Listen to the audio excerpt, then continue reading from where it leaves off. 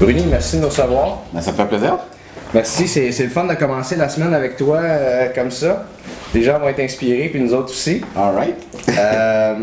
Bruni, est-ce qu'on peut te qualifier d'entrepreneur en série ou d'hyperactif?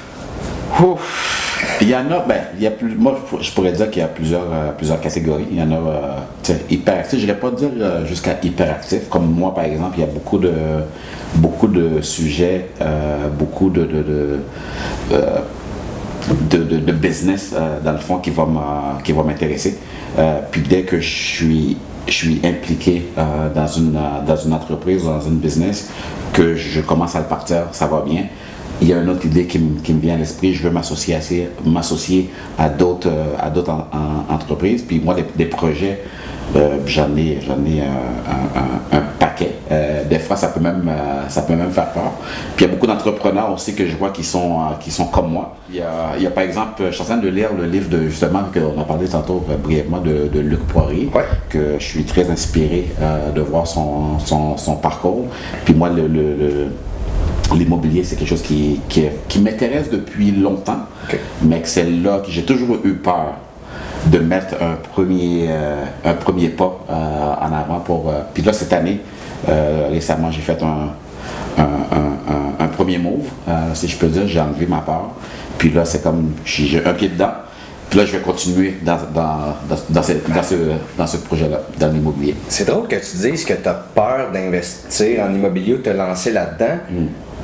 Quand c'est quelque chose que tout le monde dit que c'est probablement l'industrie la plus stable et prospère et safe aussi. Là. Ouais, mais ça veut dire qu'il faut toujours, dans n'importe quoi, il faut toujours faire attention. C'est sûr que bon, il y a des secteurs qu'on va dire que oui, c'est prometteur, mais en même temps, il faut pas l'expression, il ne faut pas se garrocher là-dedans sans penser et tout ça. Puis moi, c'est pas un secteur que je connais.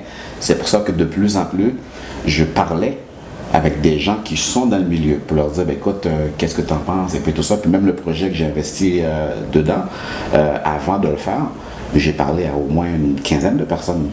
Puis au début, j'étais comme oui, non. Puis fait que là, je me suis fait une idée après.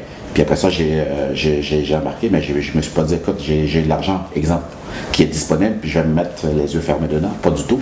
J'ai consulté, puis là, justement, avec un gars comme Luc Poirier, je vais dévorer son livre, là, puis je suis sûr que ça va m'inspirer davantage à foncer plus dans ce secteur-là. Tu dis que c'est pas un milieu que tu connaissais, puis tu as fait ton due diligence. Ouais. Est-ce que pour lancer tes entreprises, tu t'en vas juste dans des domaines que tu connais personnellement ou que c'est des intérêts personnels, peut-être aussi par passion? Ouais.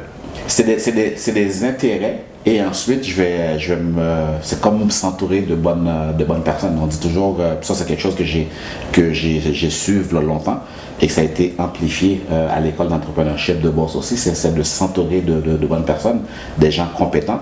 Donc moi, justement, le move que j'ai fait, c'est parce que j'ai consulté des gens compétents. Là, ma confiance a été augmentée, puis je me suis embarqué là-dedans. Mais il y a aucune business, dans le fond, opportunité d'affaires que je me suis lancé sans consulter. Oui, des fois, il y a un intérêt et un secteur que j'aime aussi, mais je vais toujours m'informer avant de y aller. C'est comme, tu sais, je fais souvent la comparaison avec un entraînement. Tu sais, tu commences ton entraînement, par exemple, tu veux aller aux Jeux Olympiques, ben écoute, je ne suis pas tout seul, là. Moi, il y a eu l'entraîneur, très compétent, il y a le massothérapeute, il y a le médecin, il y a toute une équipe qui était avec moi pour m'amener vers là. Parce qu'au début, écoute, faire un plan d'entraînement, je sais pas moi c'est quoi faire un plan d'entraînement, mais qu'est-ce que je vais faire? Je vais prendre un entraîneur qui va me guider là-dessus. C'est exactement la même chose en business. Parce que si je commençais à m'entraîner n'importe comment, puis entrer dans les compétitions, comment on fait? J'ai aucune idée, mais j'aurais pas été loin. C'est la même chose. C'est drôle parce que je voulais faire le lien justement de ta carrière d'athlète puis maintenant ta carrière d'entrepreneur, d'homme d'affaires. Tu en as déjà parlé un petit peu avec bien s'entourer, tout ça, donc j'imagine que tu fais beaucoup de liens dans ta carrière d'aujourd'hui avec ce que tu as appris en étant un athlète de haut niveau. C'est pareil. C'est exactement pareil. Aujourd'hui, je suis conférencier aussi. Puis souvent, je vais faire des similitudes entrepreneurs, sportifs. Puis quand tu regardes les deux côtés, c'est la même affaire, même discipline, les mêmes outils. Moi, qu'est-ce qui m'aide énormément, c'est que les outils que j'ai acquis dans le sport qui m'a amené à un niveau incroyable, mais c'est les mêmes outils que je vais appliquer maintenant dans le monde des affaires. Puis heureusement, je touche du bois, que je vois des résultats, mais c'est la même chose.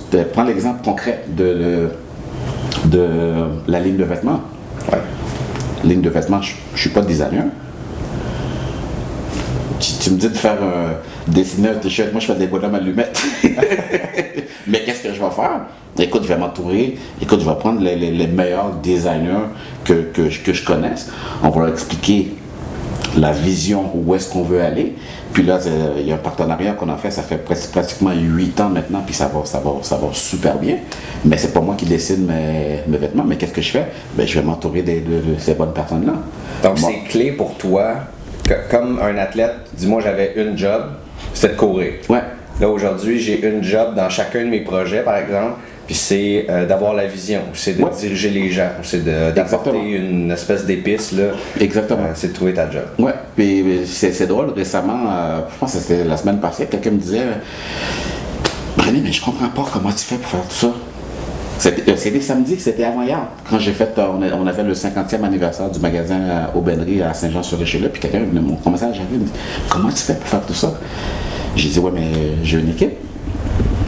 On a fait avec la fondation, on a fait une course récemment à Blainville. Mais là, c'est pas moi qui ai tout organisé. Là. Il y a un comité, il y a la ville de Blainville qui nous a beaucoup supporté là-dedans. On a une équipe. Le souper de la fondation qu'on a fait, c'était sold out au Ritz-Carlton. J'avais un autre groupe qui nous aidait là-dedans. Donc oui, je suis toujours là. C'est sûr que des fois, les journées sont pas mal longues, j'avoue. Des fois, on a la difficulté à dormir, parce que le cerveau travaille beaucoup, j'avoue, mais il y a toute une équipe qui est avec moi dans tous ces projets-là. Puis comment tu gères ton temps, ta semaine là-dedans? Tu dis, je dors pas beaucoup. Bon, c'est relatif, là. Il y a des gens qui disent ça, mais ils dorment quand même 6 heures par nuit. Ouais. Est-ce que tu te lèves plus tôt le matin et puis là tu te dis j'ai un bloc horaire qui est consacré à ma fondation, à la ligne de vêtements, à mon agence? Ouais, moi je suis un couche-tôt et je suis un lève-tôt. La première chose que je fais, que je me lève, bon, ben, c'est évidemment le café, si vous voulez, ça, évidemment, puis je suis dans le bureau, c'est là que je fais mes retours d'email. Puis je prépare ma semaine. Je peux pas dire, il y a toujours un temps que je vais consacrer plus, exemple, pour la fondation. Quand, par exemple, on est plus proche du souper annuel, exemple. Comme dernièrement, c'était mon énergie était à 90% sur la course. Ça dépend toujours des secteurs, mais le matin, c'est que je fais mon email. Il y a des gens qui me disent écoute, tu m'envoies un email à 5h du matin, ben c'est ça. je suis comme ça. Puis même des fois avec mes gens aussi, des fois si j'ai une idée, que je me lève tout de suite, je vais pas attendre. Je vais envoyer un petit texto. Hey, tu m'envoies un texto à 5h. Il dit ouais, mais t'es pas obligé de me répondre à 5h. Tu peux me répondre plus tard, mais moi, je veux que ça soit comme quasiment instantané. Mais je pourrais dire que la partie que je suis le plus productif, c'est quand je suis chez moi tôt le matin. Là, j'ai comme l'esprit frais, tranquille, il n'y a personne qui me dérange. Des fois, je mets à la radio, je mets ma petite musique, puis on y va. L'après-midi, j'ai presque la même routine que quand j'étais athlète. J'aime quasiment couper ça en deux. L'après-midi, je décroche un peu. Je vais m'entraîner, j'essaie d'aller m'entraîner le plus que je peux. Puis je fais une sieste aussi. Je peux prendre un petit 45 minutes, 1 heure, une sieste. Après ça, on repart. C'est ma petite routine. Puis ça va super bien. Ça fait des années que je fais ça. Tu as trouvé ta façon de fonctionner, ta façon d'être productif. Ouais. Tu dis, bon, tu as encore le même rituel ou presque là, de ta carrière d'athlète. Comment ça t'est venu l'entrepreneuriat? T'sais, pourquoi tu as commencé là-dedans? Vas-y, là, je développe pas plus ma question que ça. Mais tu sais, comme à l'adolescence, bon, j'ai passé une phase comme sûrement comme tout le monde. Mes filles ont passé par là aussi, que tu te dis, ben écoute, qu'est-ce que je vais faire quand je vais être plus tard? Là, à un moment donné, c'était architecte, là, après ça, c'était rendu médecin, là, c'était rendu que tu sais pas trop, t'es perdu. Là, le sport a comme pris le dessus. Puis j'ai eu des commanditaires. Puis c'est là que j'ai commencé à voir, par exemple, c'était Vidéotron. Là, je dis, mais Vidéotron, ça part d'où ça? Bon, ben, c'était le père Chagnon, André Chagnon. Là, je dis, écoute, j'aimerais ça savoir son histoire. Là, j'ai commencé à lire dessus, sur lui. Après ça, Québécois. Comment il est parti à faire une multinationale comme ça? Pour moi, c'était comme, waouh! Pour moi, c'était comme, ces gens-là, c'est comme s'ils sont partis de zéro à bâtir une multinationale. C'est comme gagner une médaille olympique. Genre, dans ma tête, c'était ça. Fait que là, j'ai dit, écoute, mais je veux savoir, eux autres, comment ils ont fait. Puis de plus en plus que je voulais savoir, j'ai lu beaucoup de biographies. Puis c'est là que je me suis dit, ben écoute, ça m'intéresse. Puis moi, dans les magazines d'affaires, quand je faisais des voyages, j'avais toujours plein de magazines, je lisais. Je lisais un moment donné, quand j'achetais les journaux, c'était même pas le sport que je commençais par les affaires. Puis je lisais, puis je voyais comment ça fonctionnait, puis tout ça. Puis là, un moment donné, je me suis dit, la première chose que j'ai voulu faire, c'était ma ligne de vêtements. Ça, ça fait longtemps, là. Ça fait longtemps. Ça fait en 99. Oh mon Dieu! Ouais, 99, c'est là que j'ai eu cette vision-là, je pourrais dire. C'est que j'étais à la maison mère de Nike. Parce que là, dans ce temps-là, j'étais deuxième au monde, deuxième de tous les temps. Là, c'était incroyable. Je flottais sur un nuage. Puis Nike m'a invité à leur maison mère en Oregon, à Portland. Puis là, j'avais les top designers, je pourrais dire les top designers au monde. Là. J'étais dans une salle de conférence comme ça avec eux autres. Puis c'est là qu'on parlait de tissus, les nouvelles couleurs, les tendances qui vont venir. Puis comme athlète, souvent on testait leurs produits, souvent avant qu'ils aient sur le marché, les souliers aussi, ainsi de suite. Puis c'est là que je me suis dit, bon ben écoute, qu'est-ce que je suis en train de faire là avec Nike, avec leurs designers, puis tout ça? Je me vois faire ça avec une équipe qu'on va dessiner les vêtements sur un. Puis déjà, je me projetais, je me dis, mais après ma retraite, c'est ça que je veux faire. Puis je me vois déjà en magasin avec mon poster, les logos. Je me vois au gym, puis il y a des gens qui portent mon linge, puis ça. Puis je l'ai dit ouvertement. Hein. C'est ça que j'encourage souvent les gens à dire. Il y a des gens qui vont dire, ça je respecte ça aussi, mais moi, de mon expérience, puis qu'est-ce que je vois, moi j'encourage les gens à dire leur objectif, leur rêve ouvertement. Évidemment, il y a des gens qui vont nous décourager, mais moi je trouve que c'est une façon supplémentaire à nous dépasser davantage. Parce que moi quand je lui dis, hey, je vais voir ma ligne de vêtements, puis il y a des gens qui rient de moi. Tu dis, ben voyons donc, ça va pas marcher, puis tout ça, puis tu vas perdre ton argent, puis c'était négatif, nan. Puis moi je dis aux gens, quand vous êtes dans ces situations-là, laissez pas vos rêves, laissez pas les gens décider pour vous. Il faut foncer. Est-ce que tu sens que le climat d'affaires change au Québec un petit peu par rapport à 1999? Tu avais cette idée-là d'entrepreneuriat, là tout le monde disait, ah mais là Bruni, tu vas te planter, tout le reste. Il semble avoir une recrue c'est correct maintenant de parler d'entrepreneuriat, d'argent, de succès. Soit, moi de mon expérience, que je suis beaucoup sur le terrain, je fais beaucoup de conférences, business, on parle d'entrepreneuriat, puis tout ça, puis moi je challenge beaucoup les gens. Je dis, mais toi, c'est quoi qui t'intéresse quand on parle d'affaires, qu'est-ce que tu veux faire, puis tout ça, puis je pourrais te dire qu'il y a encore beaucoup de gens qui hésitent de faire le premier pas. Il y a beaucoup de gens qui ont peur de dire c'est quoi leur rêve justement à cause de ça. À cause que les gens, la société, jugement des autres, puis c'est non mais tu vas te planter. Tu sais, souvent c'est ça, c'est comme ah non, gars, tu vas te planter. Puis, qu'est-ce que tu leur dis à ces gens-là? J'ai dit, écoute-les pas. J'ai dit, toi, est-ce que tu penses que c'est un bon plan? Oui. Est-ce que c'est ta passion de faire ça? Oui. Go. Par passion, tu reviens souvent à ta passion. Je vais essayer de résumer, là, puis si j'en oublie, dis-moi là. Ouais. Tu étais athlète, tu as parti ta ligne de vêtements. Ouais. Tu as déjà eu ta compagnie de suppléments. Ouais. D'ailleurs, c'est comme ça qu'on s'est connus. Ouais. Tu as ta fondation, tu as ton agence d'athlète. Ouais. Tu as écrit ton livre. Ouais. J'ai oublié quelque chose, là. Là, tu t'en vas en immobilier. Je vais faire l'immobilier. Je vais aller dans le monde médical. Immobilier, je vais aller encore davantage. What's next, en fait? What's next pour toi, là? What's next? Là, j'ai pas encore un pied dans le monde médical. Mais moi, j'aimerais ça. Ça, c'est un objectif, puis je le dis ouvertement. j'ai déjà fait même quelques approches. J'aimerais ça m'impliquer dans un genre de clinique médicale, physio, chiro, rassembler tout le corps médical sur un même toit. Où est-ce que les gens vont avoir la même communication que le bateau s'en va comme là. Parce que je trouve encore, aujourd'hui, c'est que tu as souvent ces corps médicaux-là qui sont un peu partout, tout le monde fait sa business. Ouais, tu vas voir un chiro puis il dit non, le contraire de ce qu'un ostéo t'a dit, ce que le masso que. Voilà. Ouais. Puis moi j'ai été dans cette situation-là. Puis qu'il y a des fois que tu te dis, ben écoute, comme patient ou tu fais quoi, tu es perdu là-dedans.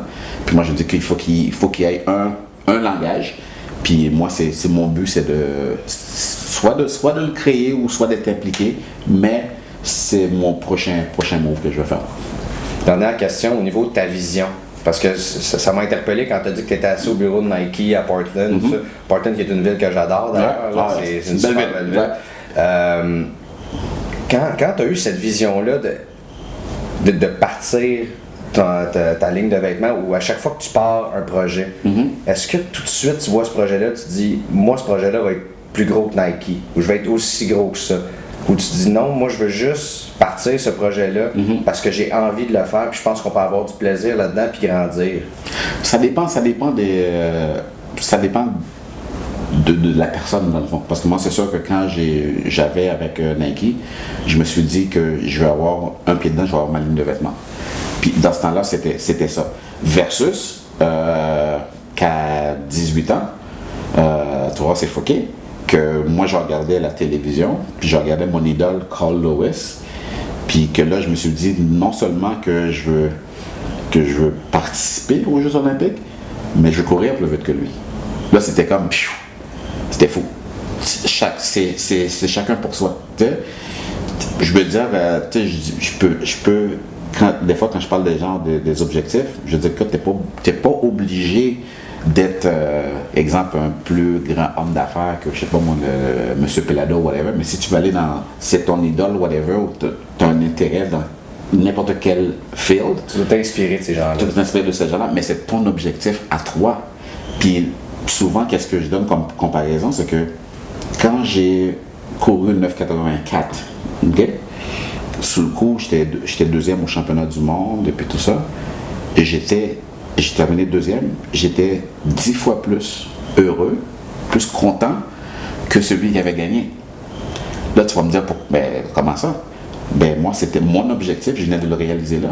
Le 9,84 était que j'étais plus rapide que Carl Lewis. C'est pour ça que je dis je vois des gens qui après une course, sont morts de joie, puis parce que leur objectif, c'était, exemple, finir un marathon. Pour eux, c'est peut-être une médaille olympique, là. C'est parfait. Donc, l'objectif, dans le fond, c'est on peut penser à notre Canadien aux Jeux Olympiques, là, André Degrasse. À Rio, qui était tellement heureux de finir deuxième. Exactement. Donc, c'est pour ça que je dis que chacun, c'est qu'est-ce qu'il y a dedans. Oui, souvent, on va avoir le jugement des autres, mais c'est ça que des fois qui nous freine. Hein. Puis, dans mes conférences aussi, si je dis aux gens, je leur challenge, je dis, écoute, c'est quoi ton rêve? Admettons toi là. Là, tu t'hésites, tu ne vas pas parler. Puis moi, je laisse du temps après mes conférences. Je dis, je vais rester une vingtaine de minutes pour du one-on-one. Là, après ça, tu viens voir après la conférence. Là, tu commences à me parler de tes rêves. C'était incroyable. Là, je te dis, mais pourquoi tu l'as pas dit devant tout le monde? Ah, je ne veux pas me faire rire de moi. C'est ça qui revient souvent. Hein? Et je ne veux pas me faire rire de moi. So what? Tu te fais rire de toi. Puis, il n'y a rien là. Qui continue de rire. Moi, tous les gens qui ont ri de moi, là, je regarde, je dis, hey, tu t'appelles? Non, je dis pas ça, là, mais. Dans ta tête, tu te le dis. Dans ma tête, je me le dis. Je dis, continue à rire. C'est quoi la réussite pour toi? Parce que là, tu viens d'en parler au niveau de ton meilleur temps que tu as fait au 100 mètres, mais en affaires. Je finis l'entrevue là-dessus. Ouais. La réussite pour Bruni Surin, c'est quoi? La réussite, c'est premièrement, de faire le premier pas, puis d'aller jusqu'au bout. D'aller jusqu'au bout, tu vas avoir des tempêtes, tu vas avoir des obstacles, tout ça, c'est de pas lâcher prise. Tu traverses des tempêtes, c'est comme, regarde, comment tu vas te sortir de là? Il faut toujours se sortir d'une situation. Pour moi, c'est ça la réussite. That's it. Super réponse. Merci mon cher. Merci bien, ça fait plaisir.